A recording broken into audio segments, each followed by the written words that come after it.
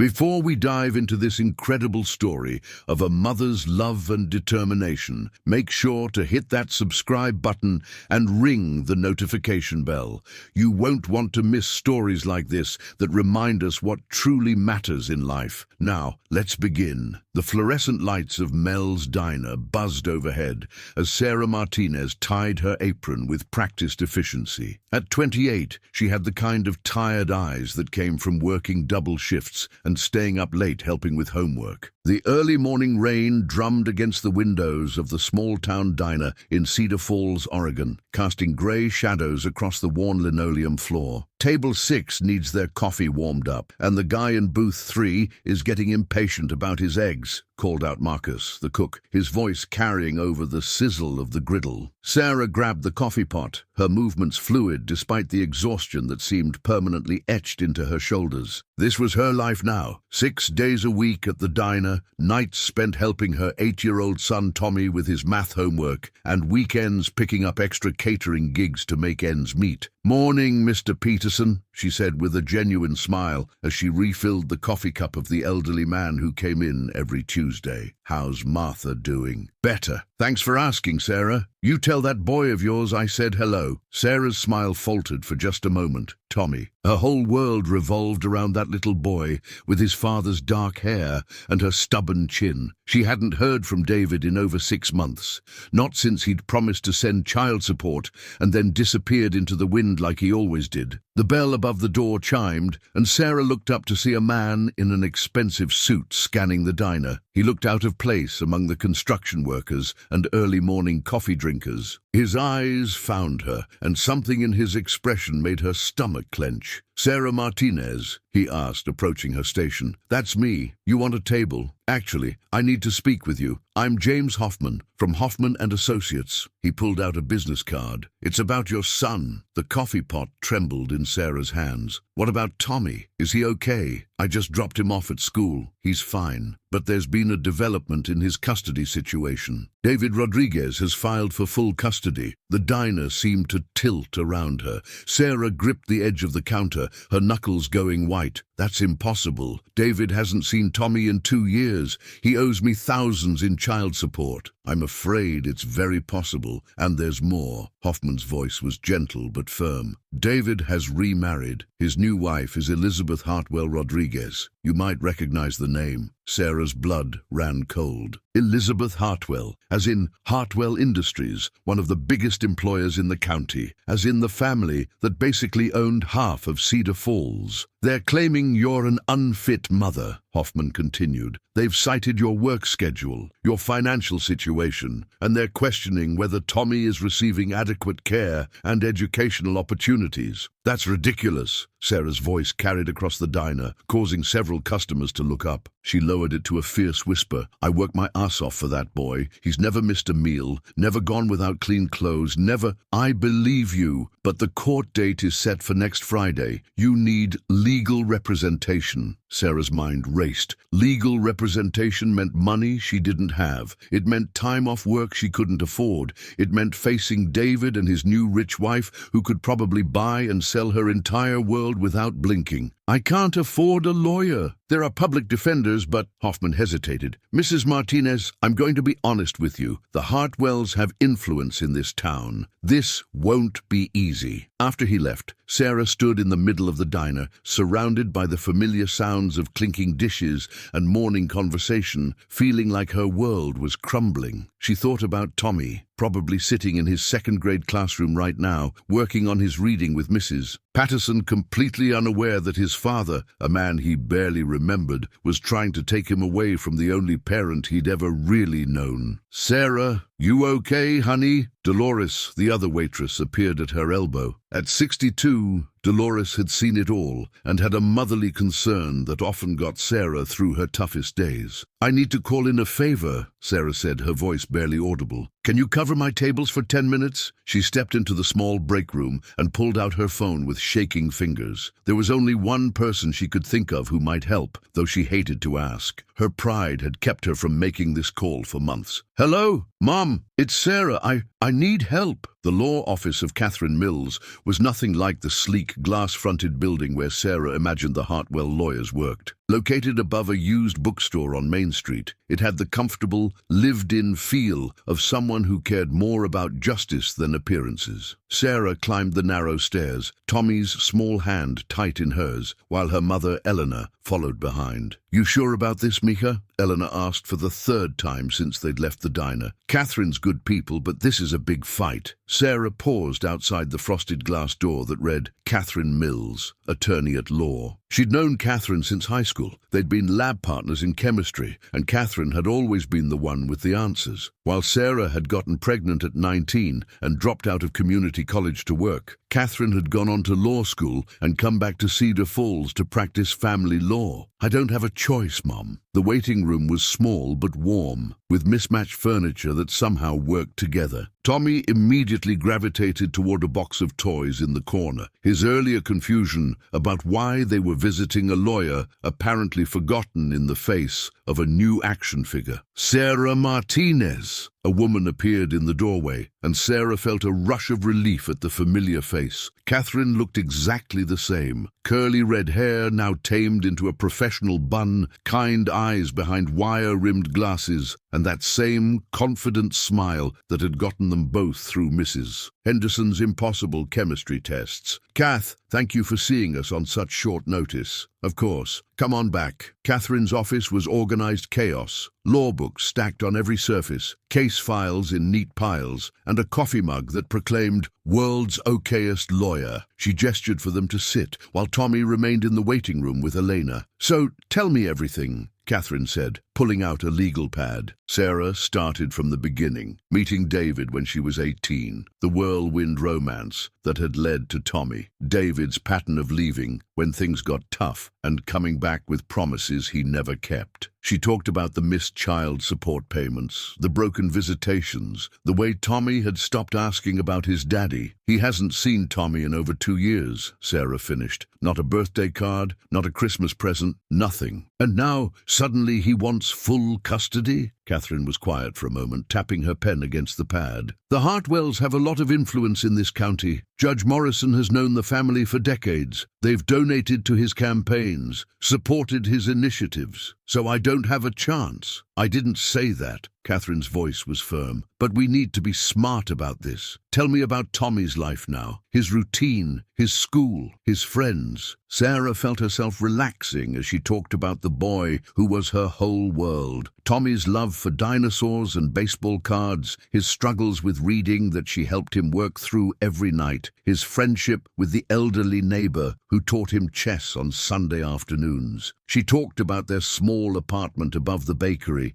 nothing fancy, but clean and safe, filled with Tommy's artwork and the books they read together. "What about support systems?" Katherine asked. "Family, friends, community? My mom helps when she can, but she works 2 jobs too. The people at the diner, they're like family. Mrs. Patterson, Tommy's teacher, she stays after school to help him with his reading sometimes. And there's Mr. Chen next door. Tommy mows his lawn for spending money, and Mr. Chen has been teaching him Mandarin." Katherine smiled. "That's good. That's all good. What about David's claims about your work schedule affecting Tommy's care?" Sarah's stomach tightened. This was the part she'd been dreading. "I work long hours, sometimes doubles when someone calls in sick. Tommy goes to after-school care, and sometimes Mom picks him up. But I'm always there for the important stuff. Parent-teacher conferences, doctor's appointments, school plays. And financially, we get by. It's not fancy, but Tommy has everything he needs." "Ooh, what about what David owes in child support?" "Last I calculated, about $8,000. Katherine made a note. "That actually helps us. A judge won't look favorably on someone trying to claim custody while being thousands behind in support." There was a soft knock on the door, and Elena peeked in. "Tommy's getting restless and he's asking questions." Sarah looked at Katherine, who nodded. "Bring him in. I'd like to meet him." Tommy came in shyly, staying close to his grandmother's side. He was small for 8, with David's olive complexion and Sarah's determined jaw. His school uniform, khakis and a polo shirt Sarah had bought at a thrift store but kept meticulously clean, was slightly wrinkled from the day. "Hi there," Katherine said gently. "I'm Miss Mills. Your mum and I went to school together. Did you know my mum when she was little like me? Actually, she was a teenager, like you'll be someday. We were chemistry partners." Tommy's eyes lit up. "I like science. We're learning about volcanoes." For the next few minutes, Katherine chatted easily with Tommy about school, his friends, and his interests. Sarah watched, seeing her son through Katherine's eyes, a bright, well-adjusted child who clearly adored his mother and felt secure in his world. After Eleanor took Tommy back to the waiting room, Katherine was quiet for a long moment. "Sarah, I have to ask you something, and I need you to be completely honest with me." "Okay. Is there anything at all, in your past or present that they could use against you? Any arrests? Any incidents with child services? Any periods where Tommy wasn't in your care?" Sarah thought carefully. "There was one time, about 6 months after David left for good. I was working 3 jobs, barely sleeping, and I had what I guess you'd call a breakdown. Nothing dramatic, just crying at the grocery store because I couldn't afford both milk and bread. Mrs. Chen from next door took Tommy for the weekend while I got myself together. That's it.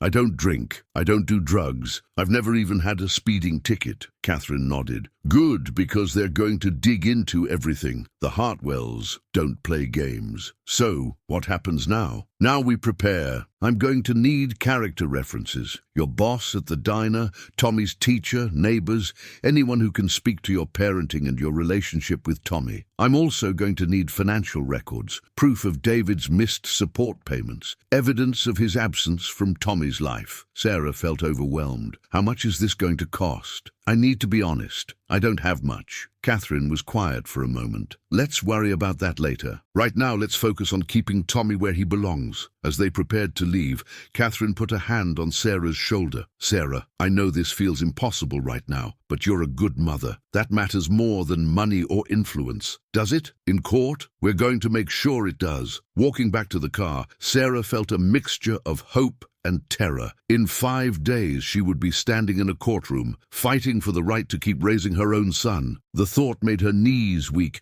but Tommy's hand in hers kept her grounded. "Mom?" Tommy looked up at her. "Are you okay?" "I'm okay, baby. Everything's going to be okay." She hoped she wasn't lying. If this story is keeping you on the edge of your seat, smash that like button and subscribe for more incredible real-life stories. The next 3 days passed in a blur of preparation that felt like gearing up for war. Sarah had never realized how much of her life existed in the spaces between official records, the bedtime stories that weren't documented anywhere, the scraped knees she'd kissed better, the nightmares she'd chased away. Katherine had given her a list of people to ask for character references, and Sarah swallowed her pride to make the calls. Her boss at the diner, Frank, surprised her with his fierce loyalty. "That little boy is the light of your life," he'd said, his gruff voice unusually gentle. "Anyone who can't see that is blind. I'll write whatever you need." Mrs. Patterson, Tommy's teacher, had been equally supportive. "Tommy talks about you constantly," she'd told Sarah during their meeting after school. "He's proud of how hard you work, and he feels loved and secure. That's what matters." But it was the conversation with Mr. Chen that had nearly brought Sarah to tears. The elderly man had listened carefully as she explained the situation, his weathered face growing more serious with each detail. "This boy," he'd said finally, "he has honor, he keeps promises, he shows respect, he works hard for small rewards. These things, they come from good parenting. I will speak for you." On Thursday evening, the night before the hearing, Sarah stood in her small kitchen making Tommy's favorite dinner, spaghetti and meatballs with garlic bread. The familiar routine felt precious now, weighted with the possibility that it might be one of their last normal evenings together. Tommy sat at the kitchen table, working on a drawing for art class, his tongue poking out in concentration. The afternoon light streaming through their small window caught the gold highlights in his dark hair, and Sarah had to turn away to hide her tears. "Mom, you've been sad a lot lately," Tommy said without looking up from his paper. "Did I do something wrong?" Sarah quickly wiped her eyes and sat down beside him. "No, baby, you didn't do anything wrong. You could never do anything that would make me stop loving you." "Then why are you sad?" Sarah struggled with how much to tell him. Katherine had advised keeping Tommy in the dark about the specifics of the custody battle, but he was picking up on the tension. "Sometimes grown-ups have to deal with complicated things," she said finally. "But no matter what happens, you are the most important thing in my life, okay?" Tommy looked up at her with those serious dark eyes that seemed too old for his 8-year-old face. "I love you too, Mom." That night, after Tommy was asleep, Sarah sat at her small desk, going through the financial records Katherine had requested. The reality of her situation was laid out in black and white. Minimum wage paychecks, carefully balanced budgets, medical bills from Tommy's ear infection last winter that she was still paying off in installments. She thought about David's new life with Elizabeth Hartwell-Rodriguez, the mansion on Elm Street, where she'd driven by once just to see, the luxury cars in the driveway, the private school they could afford for Tommy, the tutors, the opportunities. For a moment, doubt crept in. Maybe Tommy would be better off with them. Maybe love wasn't enough when it came with financial struggle and long hours and a mother who was always tired. But then she remembered Tommy's face when she'd helped him sound out a difficult word in his reading homework, the way he'd run to her when he'd fallen off his bike even though Elena had been closer, the proud smile when he'd shown her the Mother's Day card he'd made at school, a stick figure drawing of the two of them with "Best Mom Ever" written in his careful 8-year-old handwriting. Her phone rang, startling her from her thoughts. Katherine's name appeared on the screen. "Hi," Sarah answered. "I wanted to check in before tomorrow. How are you holding up?" "Terrified," Sarah admitted. "What if I lose him, Kath? What if the judge decides that money matters more than love?" "Listen to me." Katherine's voice was firm. "I've been doing family law for 8 years. I've seen wealthy parents who treat their children like accessories and struggling parents who would move mountains for their kids. Judge Morrison has been on the bench for 15 years. He knows the difference. But the Hartwells have money and influence. But we have something better. We have the truth. And we have a little boy who clearly loves his mother and is thriving under her care." Sarah felt some of the tension in her chest ease. "What should I expect tomorrow?" "David's lawyer will paint a picture of financial instability and neglect. They'll probably try to make your work schedule sound like abandonment and your financial situation sound like poverty that's harmful to Tommy's development." "It is poverty." "No, it's not. You provide for your son's needs. You're present for him emotionally and physically. You've created a stable, loving environment. That's not poverty. That's good parenting with limited resources. And what will you do?" "I'll show them who Tommy really is and who you really are. I'll let the judge see the relationship you've built with that little boy,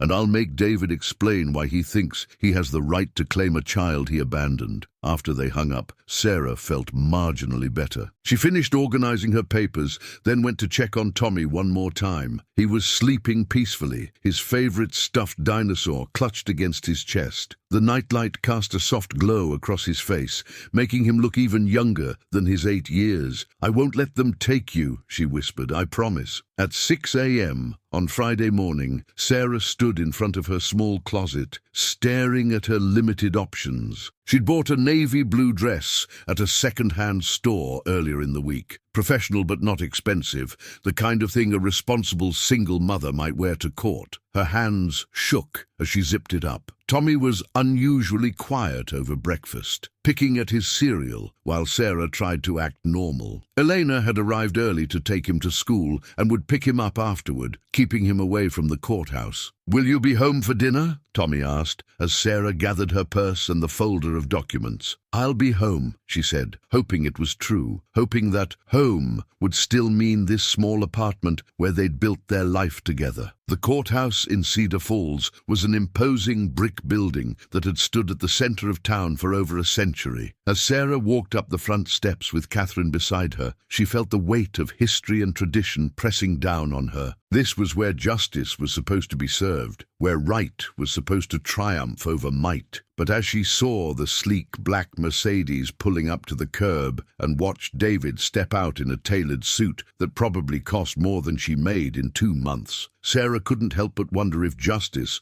was something you could afford, like everything else. Elizabeth Hartwell-Rodriguez emerged from the passenger side, blonde and polished, and everything Sarah had never been. She looked like she belonged belonged in courtrooms and boardrooms, like she was born to win battles like this. And then David turned toward the courthouse steps, and their eyes met for the first time in over 2 years. Sarah saw a flash of something, guilt, maybe, or regret, but it was quickly replaced by determination. The father who had walked away from his son was here to take him back, armed with money and lawyers and a new wife who could give Tommy everything Sarah couldn't. "Ready?" Katherine asked quietly. Sarah took a deep breath, thinking of Tommy's sleepy smile that morning, his trust that she would always be there to take care of him. Ready. The courtroom was smaller than Sarah had expected, with worn wooden benches and high windows that let in bars of morning sunlight. She sat behind Katherine at the plaintiff's table, her hands folded tightly in her lap to keep them from shaking. Across the aisle, David sat with his legal team, 2 lawyers in expensive suits flanking him and Elizabeth. Judge Morrison entered with the bailiff's announcement, and Sarah felt her breath catch. He was younger than she'd expected, maybe in his 50s, with graying hair and wire-rimmed glasses. Katherine had said he was fair but thorough, someone who followed the law regardless of outside pressure. Sarah hoped that was true. "This is a custody hearing in the matter of Rodriguez versus Martinez," Judge Morrison began, settling behind his bench. "Mr. Rodriguez is petitioning for full custody of the minor child, Thomas Martinez Rodriguez, currently in the custody of his mother, Sarah Martinez." David's lawyer, a sharp-faced woman named Patricia Wells, stood first. Her opening statement was exactly what Katherine had predicted, a carefully constructed narrative of neglect disguised as concern. "Your Honor, my client David Rodriguez has been denied meaningful contact with his son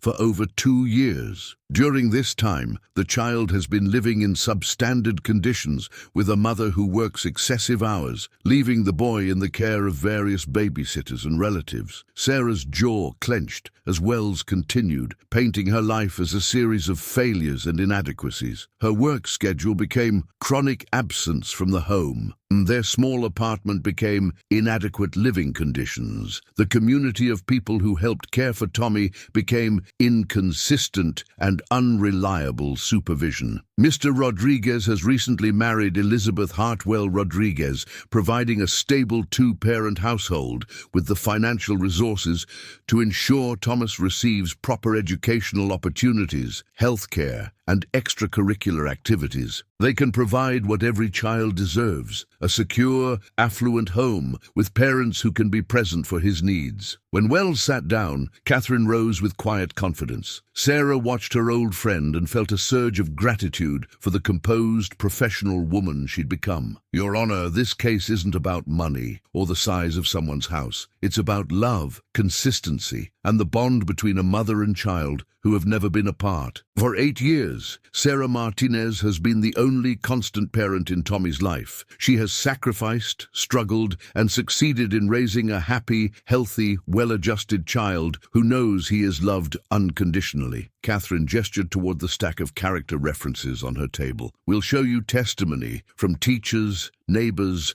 employers, and community members who know this family. They'll tell you about a mother who attends every parent-teacher conference, who sits up all night when her child is sick, who works multiple jobs, not for luxuries, but to provide for her son's needs." She turned slightly, making eye contact with David. "And we'll examine why a father who has contributed nothing, financially or emotionally, to his child's life for over 2 years suddenly believes he deserves to disrupt that child's world." The first witness called was David himself. Sarah watched her ex-boyfriend take the stand, remembering the young man she'd fallen in love with at 18. He'd been charming then, full of dreams and promises. Now he looked polished and successful, every inch the responsible father he'd never actually been. Wells led him through his testimony with practiced ease. David spoke about his new stability, his marriage to Elizabeth, his desire to be part of his son's life. He made their breakup sound mutual, his absence sound unavoidable. "I was young and struggling myself," he said, his voice carrying just the right amount of regret. "I thought it was better to stay away until I could provide properly for Thomas. Now I can give him everything he deserves." When Katherine stood for cross-examination, the temperature in the room seemed to drop several degrees. "Mr. Rodriguez, When was the last time you saw your son? It's been approximately 2 years. And when was the last time you spoke to him on the phone? A pause.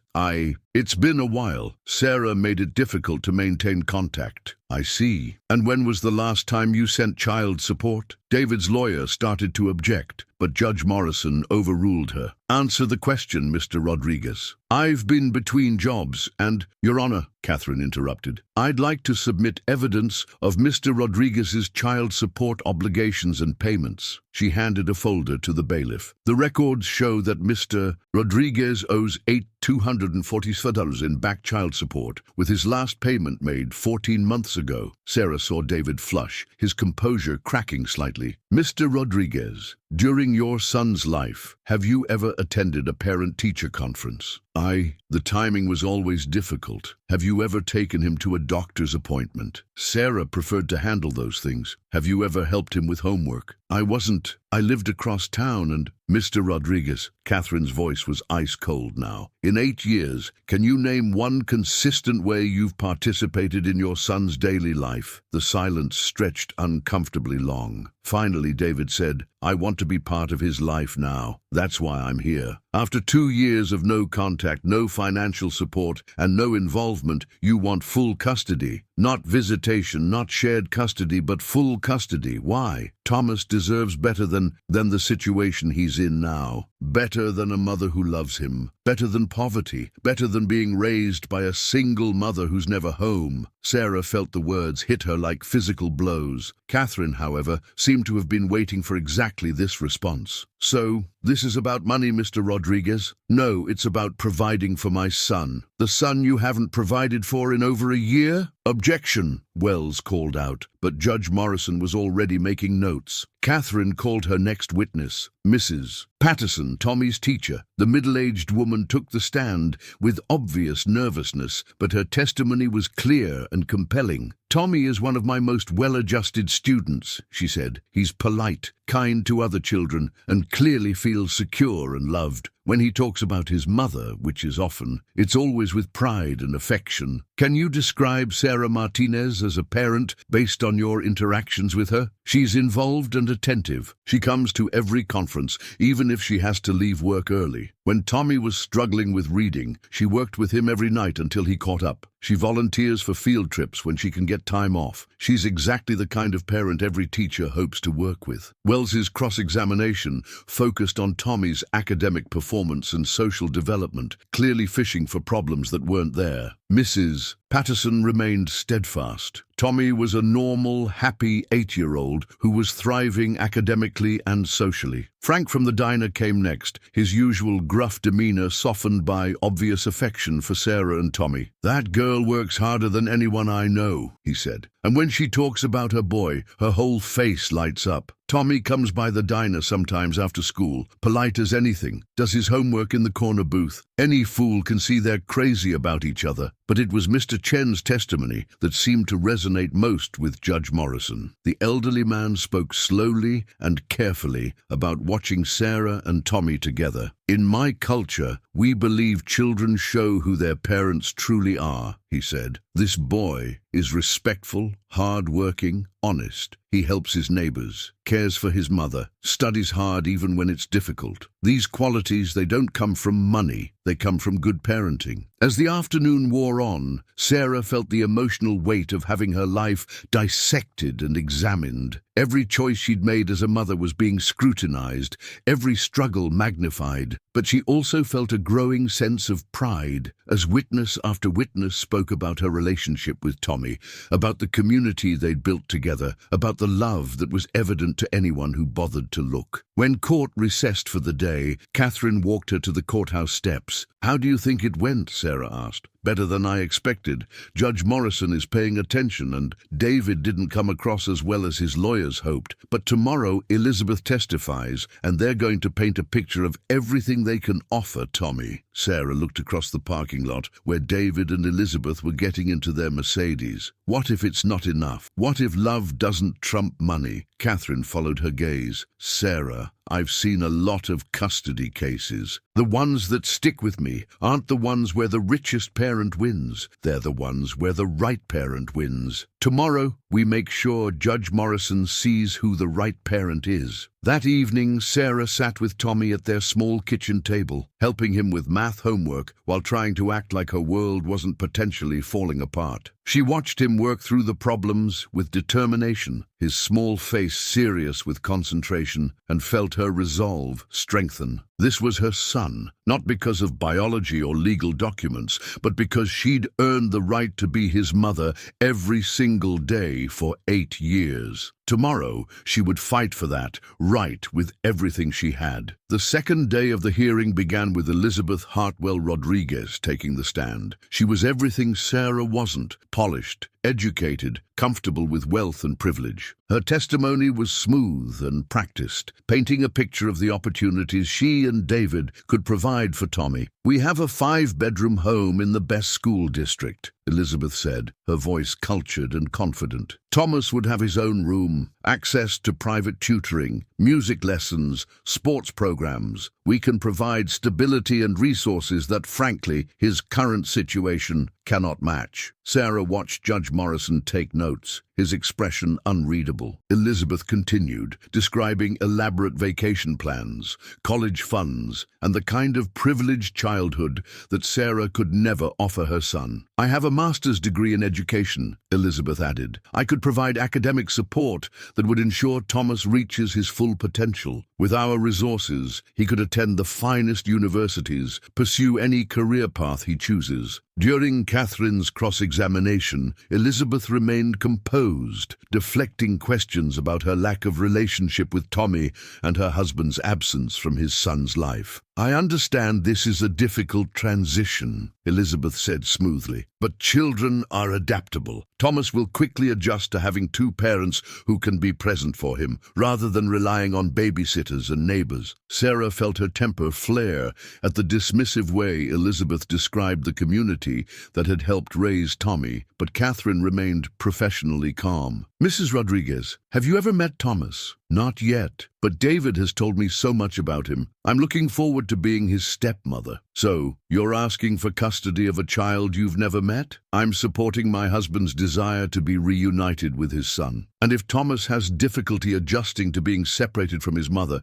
the only parent he's ever really known, how would you handle that?" Elizabeth's composure slipped slightly. "With patience and professional guidance if necessary. Children need structure and stability, which we can provide." When Elizabeth stepped down, Wells called a child psychologist who testified about the benefits of 2-parent households and financial stability. Sarah felt each word like a weight on her chest, even as Katherine effectively countered with questions about attachment theory and the trauma of separating bonded children from their primary caregivers. Finally, it was Sarah's turn to testify. As she walked to the witness stand, her legs felt unsteady, but she forced herself to stand straight. This was her moment to speak for her relationship with Tommy, to show Judge Morrison who she really was. Katherine led her through her testimony gently, letting her tell the story of Tommy's life, his first steps, his first words, the nights she'd rocked him through ear infections, the pride on his face when he'd finally mastered riding his bike. She talked about their routines, their traditions, the way they read together every night before bed. "Tommy is my world," Sarah said, her voice steady despite her racing heart. "I know I can't give him everything money can buy, but I can give him something more important, a mother who will never stop fighting for him, never stop believing in him, never stop loving him." Wells's cross-examination was brutal, designed to highlight every financial struggle, every moment of fatigue, every limitation of Sarah's circumstances. But Sarah had lived this life, fought these battles, and she answered each question with quiet dignity. "Ms. Martinez, isn't it true that you've left Thomas with babysitters and neighbors while you work multiple jobs? I've worked hard to provide for my son while making sure he's always cared for by people who love him. And isn't it true that you've had to choose between paying bills and buying Thomas things he wanted? I've made sure Tommy has everything he needs. Wants and needs aren't the same thing. But wouldn't Thomas be better off with parents who don't have to make those choices?" Sarah looked directly at Judge Morrison. "Thomas would be better off with parents who love him more than anything else in the world, and who have proven that love through 8 years of sacrifice sacrifice presence and devotion. Money can buy a lot of things, Your Honor, but it can't buy the bond I have with my son. When the testimony concluded, Judge Morrison announced he would hear closing arguments after a brief recess. Sarah sat in the hallway with Catherine, Elena, and the small group of friends who had come to support her. Frank had closed the diner early to be there. Mrs. Patterson had used a personal day. Mr. Chen sat quietly, his weathered hands folded over his walking stick. "Whatever happens," Catherine said quietly, "you've shown everyone in that courtroom what kind of mother you are." Bishu. When they returned to the courtroom, Wells delivered a closing argument focused on opportunity and resources. She painted David as a reformed man who had learned from his mistakes and was ready to provide for his son, with Elizabeth as the educated, stable influence Tommy needed. "Your Honor," Wells concluded, "this isn't about taking a child away from his mother. It's about giving that child the best possible future. Mr. and Mrs. Rodriguez can provide opportunities that Ms. Martinez, despite her best intentions, simply cannot match." Catherine rose for her closing, and Sarah held her breath. "Your Honor, this case asks a fundamental question. What makes a parent? Is it the size of your bank account or the size of your heart? Is it the house you can provide or the home you've built? Is it the opportunities money can buy or the love that money can't purchase?" Catherine walked closer to the bench, her voice gaining strength. "For 8 years, Sarah Martinez has been Tommy's everything. She's been there for every fever, every nightmare, every triumph, and every disappointment. She's worked multiple jobs, not because she's irresponsible, but because she's responsible for a child she loves more than her own life." She gestured toward David. "Mr. Rodriguez abandoned his son for 2 years. Not a visit, not a phone call, not a child support payment. He missed birthdays, holidays, first days of school. He missed Tommy learning to read, learning to ride a bike, losing his first tooth, and now, armed with money and a new wife, he wants to claim the child he walked away from." Catherine's voice rose with passion. "Tommy Martinez is not a trophy to be won or a problem to be solved with money. He's a little boy who loves his mother, who thrives in the life they've built together, who has never known a world where Sarah Martinez wasn't his constant, loving, devoted parent." She paused, making eye contact with Judge Morrison. "The petitioners can offer Tommy private schools and big houses, but they can't offer him what he already has, a mother who has proven every single day that he is her first priority, her greatest joy, her entire world. Don't let money take precedence over love, Your Honor. Don't let wealth win over worth." Judge Morrison was quiet for a long moment after Catherine sat down. The courtroom was completely silent, except for the soft hum of the ventilation system and the distant sound of traffic outside. "I'm going to take a 15-minute recess to review my notes," he said finally. "When I return, I'll render my decision." Those 15 minutes felt like hours. Sarah sat in the front row of the gallery, surrounded by her supporters, trying to prepare herself for either outcome. Elena held her hand, whispering prayers in Spanish. Frank kept clearing his throat gruffly and muttering about damn lawyers. Mrs. Patterson kept checking the time on her phone, but it was the sound of the courtroom door opening that made Sarah's heart stop. She turned, and there was Tommy, his small face confused and scared, with the babysitter Elena had arranged trailing behind him looking apologetic. "I'm sorry," the teenage babysitter whispered to Elena. "He got upset at school, and they called you, but when you didn't answer, they called the emergency contact, and he kept asking for his mom, and—" Tommy spotted Sarah and ran toward her, his backpack bouncing against his small frame. "Mom, Mrs. Patterson said you were in a meeting, but I got scared, and I wanted to make sure you were okay." Sarah caught him in her arms, holding him tight against her chest. She could feel his small heart racing, could smell the familiar scent of his shampoo and the cafeteria lunch on his clothes. "It's okay, baby," she whispered, her voice thick with emotion. "I'm okay. But why are you in this scary place? And why is Dad here?" Sarah's heart sank. Tommy had spotted David across the aisle, and his confusion was evident. He hadn't seen his father in over 2 years, and David was essentially a stranger to him now. Tommy? David stood up, his voice uncertain. Son, do you remember me? Tommy looked at David with the polite confusion of a child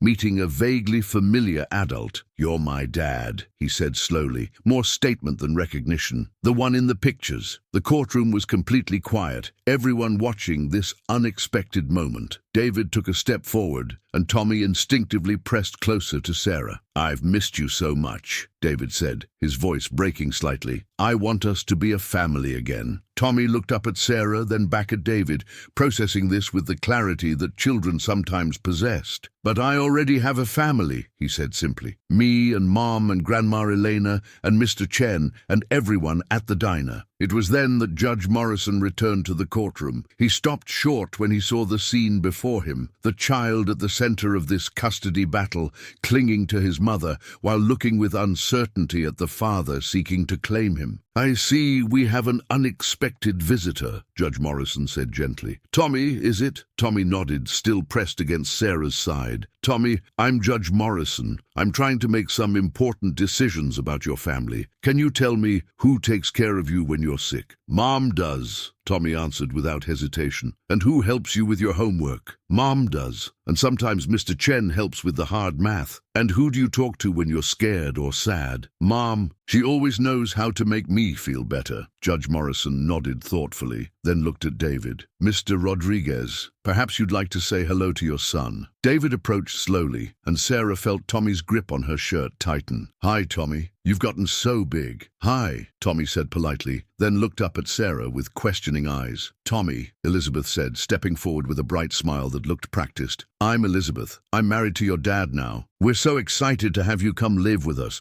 We have a big house with a pool, and we can get you your own computer, and I don't want to live somewhere else. Tommy interrupted, his 8-year-old voice carrying clearly through the silent courtroom. I want to live with Mom. The simplicity of it, the absolute certainty in his young voice, seemed to echo off the courtroom walls. Sarah felt tears she'd been holding back for days finally spill over. But Tommy, David said, crouching down to his son's level, we can give you so many things. You could go to the best schools, have the newest toys, take any lessons you want. Tommy considered this seriously, the way children do when adults offer them things. Then he looked at David with those dark eyes that were so much like his father's, but held none of David's uncertainty. But who would take care of Mom if I wasn't there? The question hung in the air like a challenge. Sarah felt her heart break and soar at the same time. This little boy, faced with promises of material wealth and opportunity, was worried about taking care of her. Mom works really hard, Tommy continued, warming to his topic the way he did when explaining something important. And sometimes she's tired, but she still helps me with my homework and makes my lunch and reads me stories. And when I had the flu, she stayed home from work even though we needed the money, and she made me soup and watched cartoons with me all day. He looked around the courtroom at all the adults in their fancy clothes talking about his future. I don't need a pool or a computer, I just need Mom. It was then that Sarah heard herself speak, her voice carrying across the courtroom with a strength she didn't know she possessed. That's my son, she said, standing up with Tommy still in her arms. That's my son, and he's exactly who he should be, kind, loving, loyal, and wise beyond his years. I raised him to be that, with love and sacrifice and presence. Not money, not privilege, not grand promises, just pure unconditional love. She looked directly at Judge Morrison, her fear replaced by fierce certainty. Your Honor, Tommy doesn't need what they can buy him. He needs what I've already given him, a mother who will never, ever stop being there for him. The courtroom was completely silent. Judge Morrison looked from Sarah and Tommy to David and Elizabeth, his expression thoughtful. Mr. Rodriguez, he said finally, you've been absent from your son's life for 2 years. In that time, have you wondered what he might need emotionally? I thought about him constantly, David said. But did you call him, visit him, send birthday cards, contribute to his support? David's silence was answer enough. Judge Morrison turned to Tommy, who was still nestled against Sarah's side. Tommy, if you could have anything in the world, what would it be? Tommy thought about this seriously, then said, for Mom to not be sad anymore. and maybe for Mr. Chen to teach me more chess, and for the Dinosaur Museum to come to our school again." Judge Morrison smiled slightly. "Not a big house or expensive toys." Tommy shook his head. "Those things are nice, but they don't hug you when you have bad dreams." Judge Morrison was quiet for a long moment, then straightened in his chair. "I've heard testimony about financial resources, educational opportunities, and material advantages. I've also heard testimony about love, consistency, and the irreplaceable bond between a mother and child who have never been separated." He looked directly at Sarah. "Ms. Martinez, you may not be able to provide your son with every material advantage, but you've provided him with something far more valuable, a secure, loving foundation that has shaped him into a remarkable young man." Sarah felt her knees weaken with relief and hope. "Mr. Rodriguez, while I commend your desire to be part of your son's life, your 2-year absence followed by a petition for full custody suggests you misunderstand what fatherhood truly means. Being a parent isn't about providing opportunities, it's about being present for the everyday moments that build a child's sense of security and worth." Judge Morrison's voice grew firm. "The petition for full custody is denied. Primary custody remains with Sarah Martinez. However, Mr. Rodriguez, if you genuinely wish to rebuild a relationship with your son,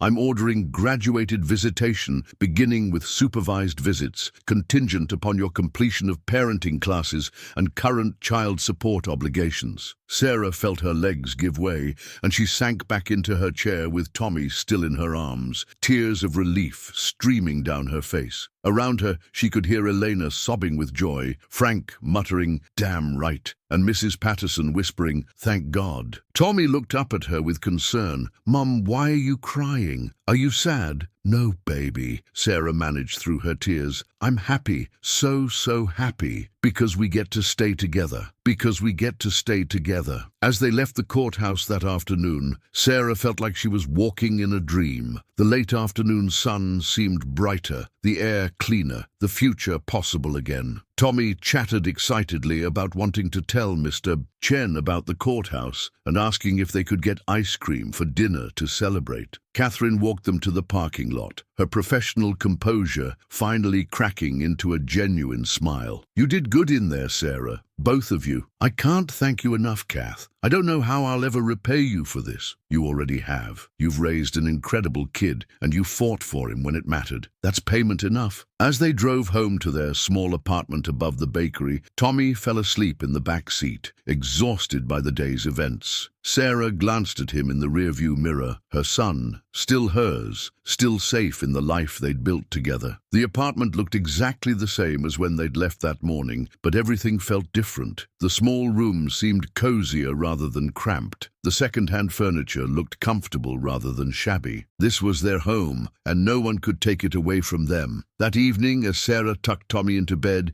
he looked up at her with sleepy eyes. "Mom, are you going to work at the diner tomorrow?" "Yes, baby, just like always." "Good. I like it when things stay the same." Sarah kissed his forehead, breathing in the familiar scent of his hair. "Some things never change, Tommy. No matter what happens, I will always be your mom. And I'll always be your son, forever and always." Udem, as she turned off his light and closed his door. Sarah reflected on the day that had nearly shattered her world and then put it back together stronger than before. She thought about Judge Morrison's words, about the community that had rallied around them, about the simple truth Tommy had spoken in that courtroom. Love wasn't about what you could buy. It was about showing up every day through sickness and health, through struggles and triumphs, through ordinary moments and extraordinary challenges. She had shown up for Tommy every day of his life, and today, that had been enough. Tomorrow, she would go back to the diner, back to serving coffee and taking orders